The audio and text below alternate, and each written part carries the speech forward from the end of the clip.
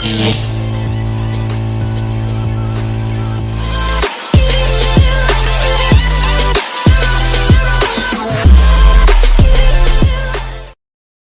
dimulai dengan scene yang memperlihatkan dua orang yang sedang berada di gurun pasir Afghanistan.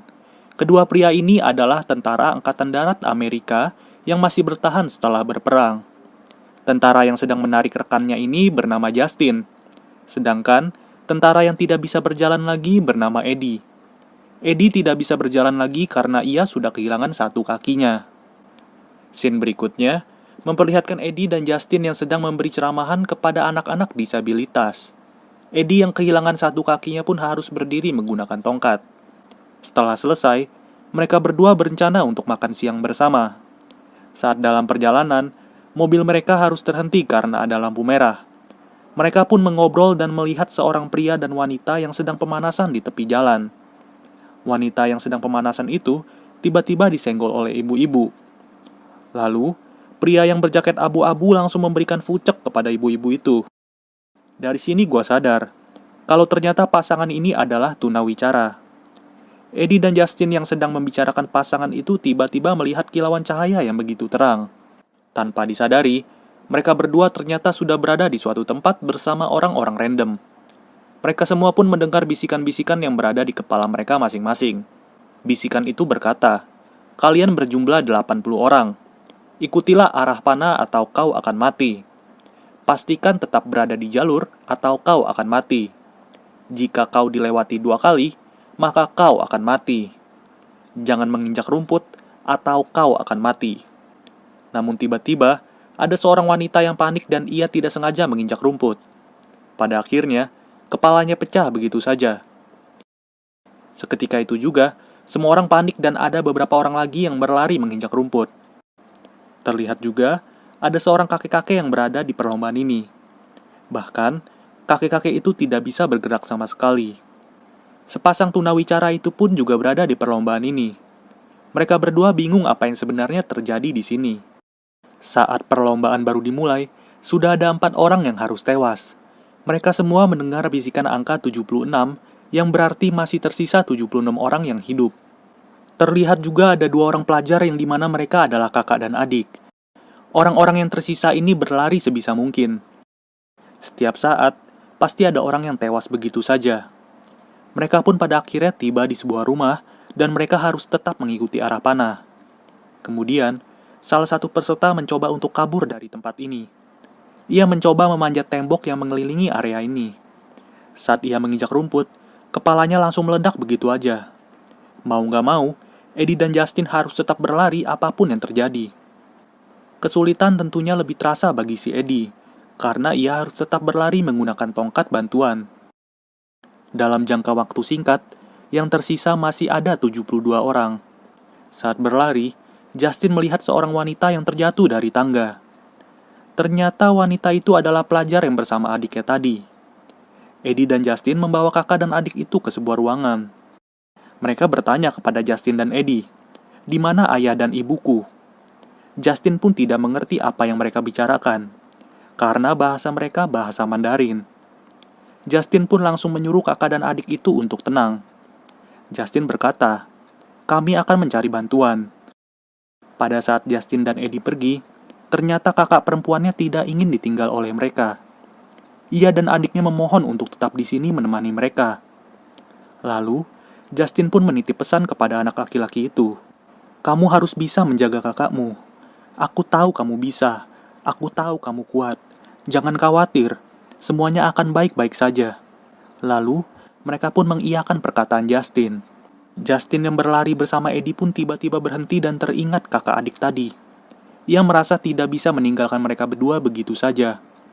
Saat Justin ingin kembali, ia ditahan oleh Eddie. Eddie berkata bahwa semakin banyak kita berhenti, maka kita akan dilewati oleh peserta lain. Pada akhirnya, Justin pun tidak jadi kembali dan ia tetap lanjut berlari. Kemudian, Justin dan Eddie tiba di sebuah sekolah dan bertemu dengan seorang pendeta. Pendeta itu berkata, "Mungkin kita sedang diuji oleh Tuhan." Seiring mereka mengobrol, bisikan angka terus terdengar secara cepat. Seketika itu juga mereka pun berlari lagi. Saat semua sedang panik, terlihat ada seorang pria muslim yang sedang sujud dan berdoa di tengah jalan. Lalu mereka pun tiba di sebuah gereja dan harus tetap berlari. Tapi, pendeta itu malah berhenti dan meniatkan diri untuk berdoa. Secara tidak sadar, ia telah melewati jalur perlombaan. Pendeta itu pun langsung kejang dan kepalanya pecah secara tragis. Saat pendeta itu tewas, bisikan angka 61 pun langsung terdengar. Scene berikutnya, Justin dan Eddie sudah sampai di garis start awal. Dari kejauhan, mereka melihat si kakek tua terbaring di tengah jalan. Justin langsung menolong kakek itu untuk berdiri. Terlihat juga, sepasang tunawicara itu juga sudah melewati garis start. Justin pun berkata kepada kakek itu, jika kakek terlewat satu kali lagi, maka kakek akan mati. Berikutnya, mereka tiba di sebuah rumah dan berencana untuk menetap di rumah itu. Mereka menempatkan si kakek di teras belakang dan Eddie berjaga di pintu keluar. Justin berjaga di pintu masuk dan menyuruh orang yang lewat untuk menetap di rumah ini. Tujuan mereka sebenarnya adalah untuk melindungi si kakek agar ia tidak dilewati oleh semua peserta. Maka dari itu, Eddie bertugas untuk menghalangi pintu keluar. Justin yang sedang bersama sepasang tunawicara pun bertanya kenapa kalian bisa di sini. Lalu mereka bercerita bahwa tadinya mereka sedang membahas perilaku-perilaku orang di kota. Mereka berdua sedang melihat wanita gelandangan dan juga pendeta yang menghampiri wanita itu.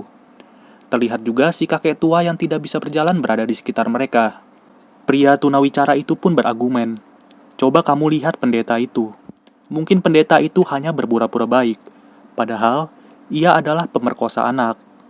Lalu pria tunawicara itu juga berargumen lagi. Dari 80 orang di kota ini, mungkin separuhnya adalah orang jahat. Mereka juga melihat seorang ibu hamil dan berkata mungkin bayi di dalam perut itu tidak memiliki kesempatan untuk hidup. Namun tiba-tiba, mereka melihat cahaya terang dan langsung terbawa ke tempat ini. Saat semua orang sedang menunggu, tiba-tiba ada seorang pria berbaju kuning yang mengajak Eddie berbicara. Lalu pria itu mendorong Eddie dan Eddie pun terjatuh. Pria berbaju kuning itu pun langsung berlari dan seketika itu juga, kepala si kakek langsung pecah begitu saja. Justin langsung berlari mengejar pria berbaju kuning itu sekencang-kencangnya. Di sisi lain, kakak dan adik yang menunggu kedatangan Justin pun masih heran kenapa Justin belum datang juga. Jika si pria berbaju kuning melewati kakak dan adik itu, maka sudah dipastikan kakak dan adik itu akan tewas mengenaskan. Saat kakak dan adik itu ingin pergi, si adik pun mendengar suara Justin dari kejauhan. Adik dan kakak itu pun senang karena Justin ternyata memang kembali untuk mereka. Padahal, Justin sedang mengejar pria berbaju kuning. Justin pun melompat untuk menghentikan pria berbaju kuning itu, namun tangan Justin tidak bisa meraih baju pria itu. Alhasil, kepala kakak dan adik itu langsung pecah begitu saja. Pria berbaju kuning itu terus berlari kencang dan melewati orang-orang yang ada di depannya.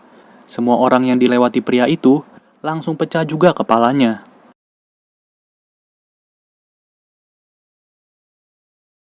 Yang tersisa kini tinggal 42 orang.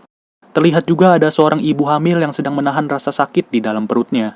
Namun, pria berbaju kuning sudah sampai di tempat ibu hamil itu. Pria itu juga merasakan tendangan bayi di dalam perut itu. Seketika itu juga, pria itu berdiri dan berkata, "Aku minta maaf. Aku tidak akan mempertaruhkan hidupku untuk orang lain." Ibu hamil itu pun kaget dan memohon agar pria itu tidak melewatinya. Tapi apa daya, pria berbaju kuning itu lewat begitu saja tanpa dosa. Kandungan beserta kepala si ibu langsung pecah begitu saja. Isi perut ibu itu beserta bayinya langsung berceceran di lantai.